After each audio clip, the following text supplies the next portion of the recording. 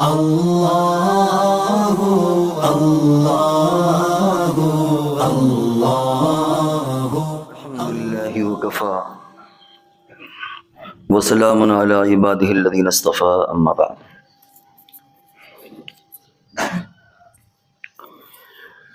اس وقت مسلمان جن حالات سے دوچار ہیں، جو پریشانیاں انہیں آ رہی ہیں، تو ان کا ذہن پریشان ہوتا ہے کہ ہم ان حالات میں کیا کریں، کہاں جائیں، کیا کریں، کیسے عزت کی زندگی اپنوں میں اور غیروں میں ہم گزاریں۔ لیکن اس کو ایک مثال تھی، یوں سمجھیں کہ اگر کوئی درخت کھوکھلا ہو جائے تو پھر اسے گرانے میں کوئی دیر نہیں لگتی، وہ ہوا کے ایک جھونکے سے بھی گر جاتا ہے، حالات کا مقابلہ نہیں کر سکتا، کوئی اسے کاٹنا چاہے تو آسانی سے کاٹ سکتا ہے، اسے اکھاڑنا چاہے تو اکھاڑا جا سکتا ہے۔ اس کی وجہ یہ کہ وہ خود کمزور ہو گیا۔ اسی طرح ہم اخلاقی اعتبار سے اتنا کمزور اور دیوالیہ ہو گئے ہیں کہ ہمیں اپنے قدم خود لڑکھڑاتے نظر آتے ہیں۔ اس وقت صورتحال کچھ یہی ہے، ہم کبھی دشمنوں کی دشمنی سے پریشان ہیں، لیکن جو آپ کے مذہب کا دشمن ہو، آپ کے مذہب کا مخالف ہو، آپ کی تہذیب کا مخالف ہو، آپ کا مخالف ہو، آپ کی ہر چیز سے دشمنی کرے، اس سے خیر کی توقع کیا رکھی جا سکتی ہے؟ آدمی خیر کی توقع تو اس سے رکھ سکتا ہے جو آپ کا ہمدرد ہو، بے خواہ ہو، جس کے اندر آپ کی ہمدردی ہو، محبت ہو آپ سے۔ لیکن جن کی آنکھوں کا آپ کانٹا بنے ہوئے ہو، غلط فہمیوں کی وجہ سے یا جو بھی صورتحال ہو، وہ آپ کو برداشت کرنا گوارا نہیں کرتے، آپ کی قوم، آپ کی تہذیب، آپ کی ملت، آپ کی مذہب، ہر چیز سے جسے دشمنی ہو، اس سے خیر کی توقع رکھنا یہ خود حماقت ہے۔ تو اب یہ کہ ایسے حالات میں ہم کریں کیا؟ ظاہر ہے کہ آگ سے آپ بجھانے کا کام نہیں لے سکتے، اور برف سے آپ آگ جلانے کا کام نہیں لے سکتے۔ تو جب ہم کو معلوم ہے کہ کچھ لوگ ہمارے پیچھے پڑے ہیں، ہر چیز سے انہیں نفرت ہے، تو پھر اسی اعتبار سے ہمیں اپنے اخلاق کو، اپنے معاشرے کو تیار کرنے کی ضرورت ہے کہ کیا وجوہات ہیں اس کے پیچھے، اور ہم کیسے ان کا مقابلہ کریں، کس طریقے سے باعزت زندگی گزاریں۔ اس سلسلے میں سب سے بڑی جو چیز ہے وہ معاشرتی خرابی ہے، ہمارا رہن سہن، ایک دوسرے سے ملنا۔ جہاں تک تعلق عبادت کا ہے تو عبادتوں سے زیادہ کسی کو لینا دینا نہیں ہے، لیکن جو ہماری معاشرتی زندگی ہے، ایک دوسرے کے ساتھ رہن سہن، اس اعتبار سے ہمیں اپنے آپ کو اوپر اٹھانے کی ضرورت ہے، جس کو ہم یوں کہہ لیں کہ اپنے محاسبے کی ضرورت ہے۔ اپنا ہم محاسبہ کریں، اپنا جائزہ لیں کہ کہاں پر پانی مر رہا ہے، کیا خرابی ہے، کیسے ہم اپنے آپ کو اخلاقی اعتبار سے اور دیگر اعتبار سے مضبوط کر سکتے ہیں۔ بنیادی طور پر ہمارے معاشرتی زندگی میں چار چیزیں، ایک تو نکاح، اور نکاح کے وقت کے جو مسائل اور حالات، فضول خرچی یا کم خرچی، اور دوسرے طلاق یا خلا کا مسئلہ آتا ہے، اور تیسرا ہے ہمارے درمیان ترکے کی تقسیم کا، اور چوتھا ہے وصیت کا۔ اور بدقسمتی سے ہم چاروں ان جو معاشرتی بڑے بڑے ستون ہیں، شعبے ہیں، ہم بہت نااہل واقع ہوئے ہیں، بہت ساری خامیاں ہمارے اندر ہیں۔ جہاں تک تعلق نکاح کا ہے، شادی کا ہے، ہر مذہب میں یہ چیز ہے، لیکن اسلام نے شادی میں عبادت کا رخ دیا ہے۔ چنانچہ حدیث میں آتا ہے کہ تم نکاح کے بعد آدھا ایمان مکمل کر لیتے ہو، جس نے نکاح کر لیا فقط استکمل نصف الباقی، تو آدھا ایمان اپنا وہ مکمل کر لیتا ہے۔ اور اسی لیے فرمایا کہ تم نکاح مسجدوں میں کرو، اعلان کر کے کرو، چپکے چپکے مت کرو، کیونکہ مسجد میں بہت سارا مجمع مل جائے گا۔ باہر بھی نکاح کوئی ایسا حرام اور ناجائز نہیں ہے، شریعت بہت معتدل ہے، بہت بیلنس ہے اس کے اندر، لیکن مسجد میں زیادہ افضل ہے، کچھ نہ کچھ خرافات سے بچت ہو جاتی ہے۔ اور جہاں تک خرچے کا تعلق ہے تو جتنا ہم اپنے تہواروں میں خرچ کر دیتے ہیں اس سے کم خرچ ہے، عید، بقرعید، دوسرے تقریب، صرف 2 خرچے ہیں وہ چھوٹے چھوٹے سے، ایک ہے ولیمے کا اور دوسرا مہر کا، وہ بھی شوہر کے ذمے ہے، عورت کے ذمے کوئی خرچہ ہی نہیں، لڑکی والوں کے ذمے۔ اور رسول اللہ صلی اللہ علیہ وسلم نے فرمایا اولیم ولو بشاتن، کہ تم ولیمہ کرو خواہ ایک بکری ہی کیوں نہ ہو۔ بعض لوگوں نے کہا کہ اس کا مطلب یہ ہے کہ اگر ایک بکری سے ولیمہ کر دیا تو گویا بہت بڑا ولیمہ، اور بعض نے بھی کہا کہ کم سے کم اتنا تو ہونا چاہیے، لیکن شریعت نے کوئی ایسی باؤنڈیشن نہیں رکھی۔ ہاں سادگی ضرور ہونا چاہیے، زیادہ لوگوں کو آپ پوچھ لیں یہ برا نہیں ہے، کم لوگوں کو پوچھیں فضول خرچی خوب ہو یہ برا ہے۔ رسول اللہ صلی اللہ علیہ وسلم کے دسترخوان میں کبھی طرح طرح کے کھانے نہیں ہوتے تھے۔ اب ہمارے یہاں تقریبات میں مقابلہ ہوتا ہے کہ فلانے کے یہاں 10 تھے تو 20 تھے تو 40 تھے تو 50 تھے، کہ آدمی اگر ایک ایک بوٹی چکھے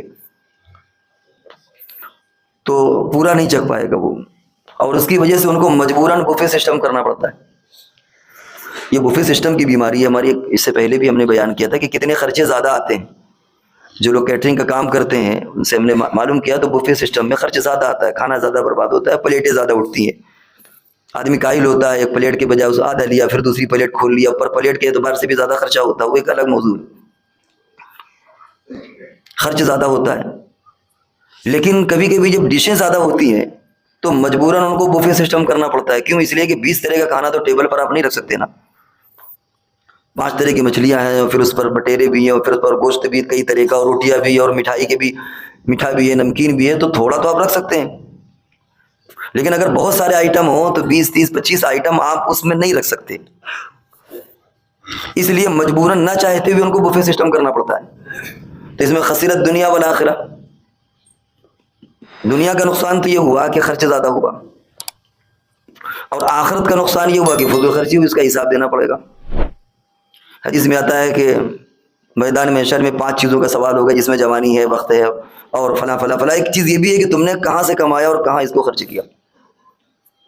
تو ایک تو یہ خرابی ہے، شادیوں میں بے پناہ خرچے، ادھر سے ادھر سینکڑوں جوڑے کپڑے جا رہے ہیں، جہاں پہنے جائیں نہ، ادھر سے ادھر خرچے جا رہے ہیں، اور شادی سے پہلے کتنی دعوتیں ہو جاتی ہیں کہ اتنے میں مکمل ایک شادی ہو جائے، وہ آج منگنی کا ہے تو آج تاریخ کا ہے تو آج اس کا ہے تو آج اس کا ہے، پھر شادی سے 1 2 دن پہلے ایک الگ یہ ڈھولکی بج رہی ہے، تو یہ پوری خرافات کی ایک دنیا ہے کہ آدمی کنگال ہو جاتا ہے، پریشان ہوتا ہے، اور صرف رسومات ہیں۔ جیسا کہ بتایا کہ یہ نکاح ایک عبادت کی شان ہے، جب عبادت کی شان ہے تو اس میں عبادت کی شان باقی رہنا چاہیے۔ آپ روڈ میں ڈانس کر لیں کوئی مسئلہ نہیں، لیکن مسجد میں ڈانس کریں گے تو آدمی کہے گا کچھ تو حیا آنا چاہیے۔ کسی اور دنیاوی تقریب میں آپ کچھ کر لیں تو چلو بھائی بنتا ہے، لیکن جس میں عبادت کی شان ہے، حضور علیہ السلام نے فرمایا کہ عبادت ہے اس کے اندر، اس میں اگر اس طرح کچھ ہو جائے تو اور برا ہے۔ اب اپنے اپنے ظرف اور اپنے اپنے لیول اور اسٹیٹس کے اعتبار سے آدمی اس کو ارینج کرتا ہے، اس کو مینیج کرتا ہے۔ کہیں کچھ لوگ ہوتے ہیں پٹاخے سے کام چلاتے ہیں، کام چلا لیتے ہیں، بھائی پٹاخے داغتی ہے رات میں 1 1:30 بجے، اور اتنے تیز پٹاخے کہ جن سے کانوں کے پردے وہ ہو جائیں، کوئی سو رہا اس سے کیا لینا دینا، کوئی نقصان ہو جائے تو کیا لینا دینا، پٹاخے چھوٹ رہے رات میں۔ کہیں یہ تھوڑا اور سواری نکل گئی، وہاں تھوڑا سا کچھ لوگوں نے اچھل کود کر لیا، یا کم سے کم یوں ہی، اور اگر مہذب آپ ہیں، پیسہ اور ہے، تو پھر آپ نے ایک بہت اچھا اسٹیج ارینج کیا، پھر کہیں خالی مرد اور کہیں مرد عورتیں سب اختلاط کر کے اور زیادہ آپ نے بڑھایا، تو پیسے کی کوئی سیما نہیں ہے۔ ابھی مکیش امبانی کی جو لڑکے کی شادی، اس میں ایک ڈانسر بلایا گیا تھا، میرا خیال ہے 80 کروڑ روپے صرف اس نے چند گھنٹے کے لیے تھے، تو اس لیے پھر اس کی کوئی سیما نہیں، پھر آدمی اپنے اپنے اسٹیٹس کے اعتبار سے اپنا معیار طے کرتا ہے کہ ہمارا کیسا مجمع ہوگا، ہم کون سی خرافات کریں، کون سی بددینی کریں، اور اللہ اور اس کے رسول کو ناراض کرنے کا ذریعہ بنے۔ انہی لوگوں سے اگر آپ کہیں کہ صاحب معاشرے کے اندر یہ دقتیں ہیں، یہ پریشانیاں ہیں، تو بلکہ بہت سے لوگ تو ایسے ہیں کہ قرضے میں ڈوبے ہوئے ہوتے ہیں، لوگوں کا بقایا باقی ہے لیکن اس طرح کی چیزیں کرتے ہیں۔ خیر، انہیں اپنی اصلاح کرنا چاہیے، جو بھی ہو توبہ کرنا چاہیے، اور اندر عزم کریں کہ ہم اس طرح کی کوئی چیزیں نہیں کریں گے، اور اگر ہو تو ایسی جگہوں پر شرکت نہیں کریں گے۔ ایک تو یہ چیز آئی کہ نکاح کے تعلق سے، جبکہ کوئی خرچہ نہیں اور ہم نے بہت سارے خرچے بنا رکھے ہیں، جس سے ہماری دوسری پریشانیاں آتی ہے، کبھی کاروبار میں پریشانی آتی ہے، کبھی تعلیم میں دقتیں آتی ہیں۔ خیر، جیسے تیسے شادی ہو گئی، کبھی مزاج نہیں ملتا. یہ شریعت کی خوبی ہے کہ اس نے کسی کو باندھ کر کے نہیں رکھا کہ 7 جنم کا ساتھ ہے، رہو نہ رہو. وہاں ایسا مضبوط بندھن بہت مضبوط ہے، لیکن اتنا مضبوط نہیں ہے کہ ایک دوسرے کو ستی چڑھا دیا جائے، جان لے لی جائے، لیکن صاحب بندھن نہ ٹوٹے. شریعت تو ایسی ہے کہ اس بندھن کو کھول کر کے دوسرا بندھن باندھ لو. کبھی اس کی نوبتیں آتی ہیں. اب کبھی طلاق اور کبھی خلا، اس کے اپنے حدود ہیں. ظاہر ہے مختصر سے وقت میں اس کی بھی تفصیل بیان نہیں کی جا سکتی. آج کل آپ جو دارالقضاء چل رہے ہیں ان میں جا کر کے دیکھیں کہ خلا کے رجحانات بہت زیادہ، لڑکیاں خلا بہت لے رہی ہیں. اس کی بنیادیں کیا ہے کہ شوہر خرچ پورا نہیں کر رہا، یا مزاج مل نہیں رہا، یا عدم برداشت نہیں ہے. ایک دوسرے کی مزاج برداشت نہیں، ایک دوسرے کی باتیں برداشت نہیں، ایک دوسرے کے رشتہ دار برداشت نہیں ہے، ایک دوسرے کے ماں باپ برداشت نہیں ہے، اور عورتیں خلا لے رہی ہیں. اور کہیں پر خلا مصلحتاً اس لیے ہوتا ہے کہ بھائی کہیں کورٹ کچہری نہ کر دی جائے طلاق کی شکل میں کہ 3 دی کہ 1 دی، اس جھمیلے سے بچنے کے لیے آدمی مصلحتاً خلا کر لیتا ہے. خیر شریعت نے اجازت دی اس کی بھی. کیا ایسا نہیں ہے کہ آپ ایک دوسرے کو گلے میں ہار ڈال دیں اور چاہے وہ زندگی جیسی بھی گزرے. شریعت میں اس طرح کی چیزیں نہیں ہیں. اس میں بھی ہمیں کوشش یہ کرنا چاہیے کہ شریعت کو ملحوظ رکھنا چاہیے. شرعی پنچایتیں ہیں، آپ چند لوگ پنچایت کا کام کر سکتے ہیں. کسی عالم کو بلا لیں، شرعی مسئلہ کیا ہے. اور یہ عدالت بھی کہتی ہے کہ ہمارا بوجھ کم ہو جائے، آپ لوگ بیٹھ کر کے کچھ حل کر لو اس کو. تو آپ آدمی سپریم کورٹ کو بھی چیلنج نہیں کر سکتا. ایک اچھی چیز ہے. لیکن عام طور سے لوگ شرعی عدالتوں میں، شرعی پنچایتوں میں، شرعی عدالت کوئی عدالت نہیں ہوتی، ایک پنچایت ہوتی ہے، ایک مشورے کی ایک میٹنگ ہوتی ہے. اس میں ایک بات کہہ دی کہ بھائی یہ مسئلہ ہے. وہاں کوئی حکومت کے خلاف کوئی ایسا نہیں کہ وہاں ایک عدالت الگ چل رہی ہے اور یہاں کوئی ایک الگ سے عدالت اور کہ صاحب لیجیے صاحب آپ ہندوستان میں عدالتیں چلا رہے ہیں. وہ عدالت نہیں ہوتی، وہ ایک مشورے کی میٹنگ ہوتی ہے. آربیٹریشن جس کو آپ کہہ سکتے ہیں، مشورہ. تو لوگ یہاں اپنا کام نہ بنا کر کے پہلے وکیلوں کے پاس جاتے ہیں کہ ہم کہاں کہاں داؤں پیچ میں پھنسا سکتے ہیں، اور چلے گئے کورٹ کچہری. ظاہر ہے کہ وہاں جو چیزیں بھی ہوں گی قرآن اور حدیث کے خلاف ہوں گی. اور آدمی قرآن اور حدیث کے خلاف اپنے آپ کو پیش کرے، اس سے بدترین نفاق کچھ اور نہیں ہو سکتا. یہ نفاق کی بدترین قسم ہے. اور اس سے زیادہ بدترین شکل یہ ہوتی ہے کہ بعض آدمی اپنا کام نکال لیا انہوں نے شرعی پنچایت کے ذریعے یا دارالقضاء کے ذریعے، اور بعد میں انہوں نے کورٹ کچہری کر دیا. اس سے بدترین چیز تو کچھ اور ہو ہی نہیں سکتی. اور ایسے ملعونوں کو بس اللہ ہی ہدایت دے کہ اپنا کام نکال لیا، اس کے بعد جا کر کے کورٹ کچہری میں، حالانکہ یہاں حلف اٹھا کر کے گئے ہیں، قرآن کی قسم کھا کے کہ بھائی ہم کورٹ کچہری نہیں کریں گے، اور اس کے باوجود کر دیا. خیر ان سے اللہ نمٹے. تو یہ 2 چیزیں ہو گئیں جو ہم کو شریعت کی نظر میں کرنا ہے، ایک تو نکاح اور دوسری طلاق یا خلا جو بھی شکل.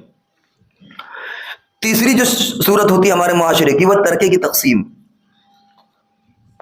ترکے کی تقسیم میں اب تھوڑی سی بیداری آئی ہے. لڑکیاں بھی ہمت کر کے اپنا مانگتی ہیں، بہنیں بھی مانگ رہی ہیں، لوگ دے بھی رہے ہیں. پہلے کے مقابلے میں جائیدادوں میں بھی ان کو مل رہا ہے، لیکن ابھی بھی بہت زیادہ معاملہ صاف اور شفاف نہیں ہے. کہیں تو ایسا ہوتا ہے کہ بیٹے باپ کا کاروبار پر قبضہ کر لیتے ہیں. کچھ دے دیا تو دے دیا، باقی قبضہ کر لیا. مکان بڑا ہے، قبضہ کر لیا، بہنوں کو کچھ دے دیا. اور بہنیں بھی سوچتی ہیں کہ بھاگے بھوت کی لنگوٹی سے بھائی جو بھی مل جائے اسی کو رکھ لو. کیا کون لڑے گا، کیا کرے گا. اس تعلق سے بھی شفافیت ہونا چاہیے. ہاں اگر بیٹوں نے زیادہ محنت کی ان کو محنتانہ دے دیجیے، یا کاروبار میں لگتے وقت اس میں طے کر لیجئے کہ بھائی اب یہ بیٹے باپ کے ساتھ لگ گئے ہیں، اب ان کا کچھ محنت بھی الگ سے دی جائے گی، یا ترکہ بٹنے میں اتنا ان کو الگ سے پرسنٹ دیا جائے گا. وہ طے کرنے کا حق ہے، تاکہ ایسا نہ ہو کہ انہوں نے تو 20 سال سے لے کے 60 سال تک اپنی جوانی لگائی اور بہنوں کی تو شادی ہو گئی تھی اور مرنے کے وقت میں برابر کا حصہ لینے آ جائے. یہ بھی غلط ہے. اس کو صاف معاملہ صاف ہونا چاہیے.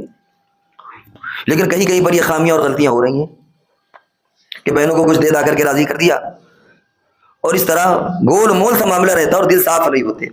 ہو سکتا ہے کہ رشتے خراب نہ ہونے کی وجہ سے بہنیں اسے تسلیم کر لیں کہ ارے چھوڑو بھائی یہ کیا رشتے بگاڑے، لیکن اندر سے ان کو شرع صدر نہیں ہوتا. کبھی ایسا ہوتا ہے کہ آدمی کی عمر 50-55 سال کی، انتقال ہو گیا، تو بچے ترکہ بانٹ لیتے، ماں باپ کو نہیں دیتے کہ ارے اماں باپ تو بوڑھے ہیں، دادا دادی آپ کو کیا لینا، ہم تو ہے نا خدمت کے لیے. یہ بھی غلط ہے. 1/6 باپ اور ماں کو جو ان کا ان کو ملنا چاہیے. وہ اپنے مرنے کے بعد کیا کریں گے وہ بات کی بات ہے، کیونکہ ہر ایک کے مرنے سے معاملہ بدل جاتا ہے. پتہ نہیں کس کا کب انتقال ہو، کس کا ترکہ کس طرف جائے. تو جس کا جو حق ہے اس کو ملنا چاہیے. عام طور پر ہمارے معاشرے میں اس طرح نہیں دیتے کہ ارے کیا ضرورت ہے، آپ تو دادا دادی ہیں، کیا ضرورت ہے بانٹنے کی، ہم تو ہیں خدمت کے لیے. آدمی ان کو نظر انداز کر دیتا ہے، بچوں میں بانٹ لیتا ہے. شریعت کا قانون فالو کرنا چاہیے، اس کو ماننا چاہیے، اس کے بعد جو سمجھ میں آپ کریے. تو اس تعلق سے بھی بڑی غلطیاں ہوتی ہیں. اسی طرح مرنے کے بعد کبھی بچے یتیم ہوتے ہیں. اچھا عجیب بات ہے کہ آج تک کبھی کوئی یہ پوچھنے نہیں آیا کہ یہ فلاں فلاں فلاں ہے، بتائیے میرے ذمہ کا ان کا نفقہ تو نہیں ہے، کہیں خرچہ تو نہیں ہے، بھائی مر گیا بھتیجے ہیں میرے ذمہ خرچہ تو نہیں ان کا، فلاں فلاں میرے اہل و عیال ہیں بھانجے ہیں، کہیں ایسا تو نہیں کہ میرے ذمہ بھی ان کے اخراجات ہوں میں پورا نہ کر رہا ہوں. یہ پوچھنے کوئی نہیں آتا، لیکن ترکہ پوچھنے آ جاتے ہیں کہ ہمارا کچھ حق بنتا ہے کہ نہیں. پہلے ادھر ادھر سے چوروں کی طرح جائیں گے، مفتیوں سے سارے مسائل معلوم کریں گے، پھر جب دیکھتے ہیں اپنے مطابق ہے تو بڑا سا کھرا لے آئیں گے دیندار پر کر کے، جن سے بڑا کوئی دیندار ہے ہی نہیں. جب دیکھتے ہیں کہ ہم کو ملنے والا ہے، اور اگر دیکھتے ہیں نہیں ملتا ہے تو صاف سونگ جاتا ہے کہ ایسے ہلکا لو کیا کرو گے پوچھ پاچھ کے، یہ سب دل کا چور ہے. تو اس لیے ترکے کی تقسیم میں بھی جو شریعت کہے جو جس کا حق اس کو دینا چاہیے. یہاں پر نکل کر کے کبھی کبھی آتی ہے پوتے کی میراث. بڑا لوگوں کو اعتراض ہوتا ہے کہ بھائی ایک طرف تو باپ مر گیا اور آپ کہتے ہیں دادا کی میراث میں اگر چچا موجود ہے تو پوتے کا حق نہیں ہے، اور شریعت کو مورد الزام ٹھہراتے. حالانکہ شریعت کے اپنے ایک ضابطے ہوتے ہیں کہ جو قریب ہوگا اس کو ملے گا، دور والے کو نہیں ملے گا، لیکن دور والے کو شریعت نے محروم نہیں کیا. اب یہ دادا کی ذمہ داری ہے، دو اختیارات دیے ہیں دادا کو یا دادی کو. ایک تو یہ کہ اگر بیٹا مر جائے اور یہ ہے کہ ہمارے دوسرے بیٹے بھی ہیں، ایک بیٹا مر گیا اس کے بچوں کو نہیں ملے گا، اور بہت اتنا مسئلہ معلوم ہونا چاہیے، تو وہ ان کو زندگی میں جتنا چاہے گفٹ کر سکتی ہیں کہ بھائی ٹھیک ہے ہمارا یہ بیٹا مر گیا، اس کے بچے ہیں بیوی ہیں، ان کو اتنا اتنا دے دیا جائے زندگی میں. اور یا 1/3 سے ان کے لیے وصیت لکھ دی جائے کہ بھائی میں اپنے وصیت وارث کو نہیں ہوتی، لیکن چونکہ پوتا وارث نہیں ہے، پوتی وارث نہیں ہے، بہو وارث نہیں ہے، ان کو آدمی وصیت لکھ جائے کہ بھائی میں اپنا اتنا اتنا اتنا اتنا ان کو وصیت کرتا ہوں. تو جو شریعت نے ذمہ داری دی تھی اس ذمہ داری کو نہ نبھانے کی وجہ سے خرابیاں پیدا ہوئیں، اور شریعت کو الزام کرا گیا کہ صاحب شریعت بتائیے صاحب پوتے کی میراث نہیں ہے. پوتے کی میراث اس لیے نہیں ہے کہ ایک تو وہ دور ہو جاتا ہے، دوسرے کہ دادا کو اختیار ہے جتنا چاہے دے دے. میراث میں تو تھوڑا ہی سا ملتا ہے کہ لمٹ بنا ہوا ہوتا ہے اس میں، جتنا چاہے دے دے زندگی میں یا مرنے کے بعد وصیت کر جائے، جتنا چاہے کر جائے. وہ یہاں پر بھی کمی ہوتی ہے تو پوتے کبھی دادا سے دشمنی پیدا کر لیتے ہو، بہو وہ دشمن بن جاتی ہے کہ صاحب دیکھیے ہمارا تو شوہر گیا اور ہمیں جائیداد سے بھی محروم کر دیا گیا. تو یہ سب چیزیں معلوم ہونے کی بھی ضرورت ہے اور پوچھنے کی بھی ضرورت ہے. شریعت کا کوئی قصور نہیں ہے، قصور ہمارا اپنا ہے. تو یہ وصیت والا مسئلہ آ گیا. ایک اور مسئلہ کبھی کبھی ہمارے ذہنوں میں آتا ہے جب دور اندیشی نہیں ہوتی.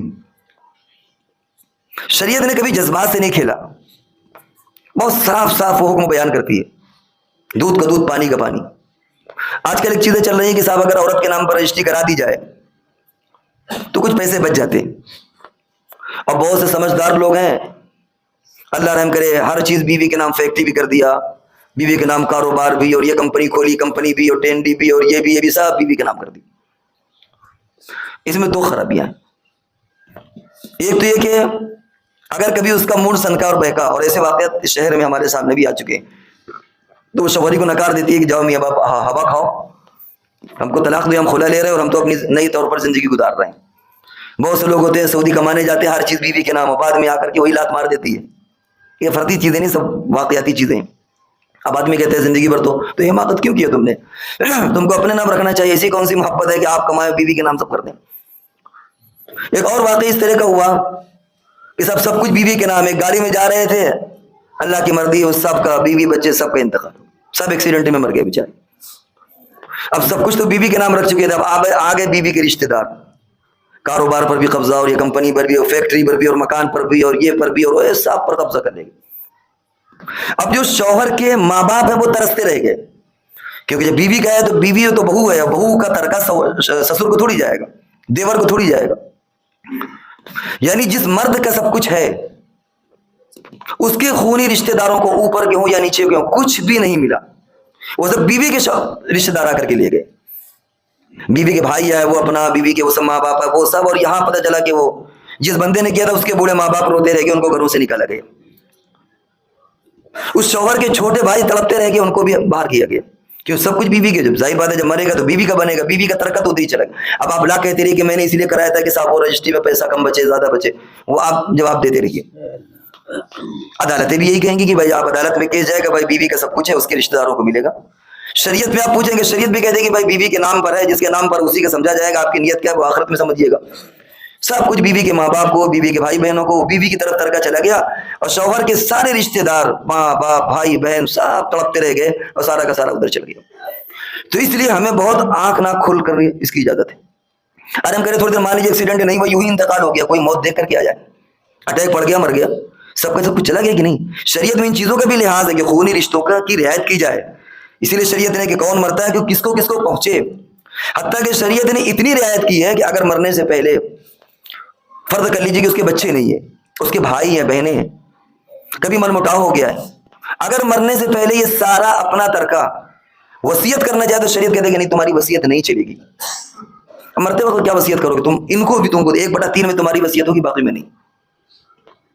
اور اگر وہ کسی کو ہدیہ دے گیا، رجسٹری کر گیا، تو آخرت میں سخت قسم کی بات پرس ہوگی کہ تم نے اپنوں کو کیوں محروم کیا. مانا کہ ان سے تمہارا من مٹاؤ تھا، تھے تو تمہارے خونی رشتہ دار، تھے تو تمہارے اپنے، تم نے ان کو محروم کرنے کے لیے تم نے یہ شرارت کی کہ فلاں کو یہ دے دیا، فلاں کی نام رجسٹری کر دیا، ایسا کیا ویسا کیا. تو شریعت خونی رشتوں کا بھی بڑا لحاظ کرتی. اس لیے اس پہلو سے بھی ہمارے معاشرے میں بڑی غلطیاں ہو رہی ہیں. موت کسی نے نہیں دیکھی کب آ جائے.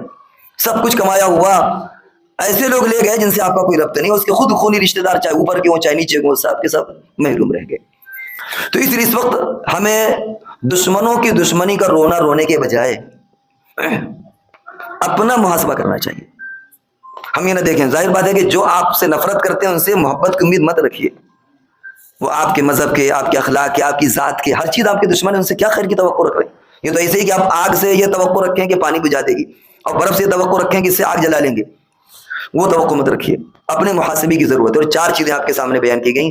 نکاح اس کی خرافات سے بچیے. نکاح عبادت ہے، عبادت کی شان کے ساتھ کریے. شریعت یہ نہیں کہتی جنازے کی طرح رخصت کر دو، خوب خوشیاں منائیے، لیکن شریعت دائرے میں رہ کر. اور اگر طلاق اور خلا کی نوبت ہے تو اس کے لیے پنچایت ہے، دارالقضا ہے، مل بیٹھ کر کے مشورہ کر لو، کورٹ کچہری میں جا کر کے اپنی عمریں اور اپنا پیسہ تباہ مت کریے. اور میراث کے معاملے کو اچھی طرح تقسیم کریے. اللہ تعالیٰ دینے والا ہے اور لینے والا ہے، وہ لے بھی سکتا ہے دے بھی سکتا ہے. آپ اس پر للچائی نظریں مت ڈالیے. وہ لاکھوں کروڑوں سے شریعت کے اعتبار سے کریے. اور وصیت ہمیں کیسے کرنا اس پر بھی. تو یہ 4 چیزیں ہمارے معاشرتی کے پلر ہیں. اگر ہم ان 4 چیزوں پر جائزہ لیں تو انشاءاللہ کوئی کچھ کیا سمجھتا ہے کیا کہتا ہے اس سے کچھ نہیں فرق پڑے گا. اگر ہماری خود جڑیں مضبوط ہیں تو پھر ہمیں کوئی اکھاڑ نہیں سکتا. اور اگر ہم خود کھوکھلا ہو گئے تو خود ہی ہم ذرا سے حالات سے ادھر ادھر ہو جائیں گے. ہمیں مزید کسی دشمنی کی ضرورت نہیں. اللہ تبارک و تعالی ہم سب کو عمل کی توفیق عطا فرمائے. وآخر دعوانا الحمدللہ رب العالمین.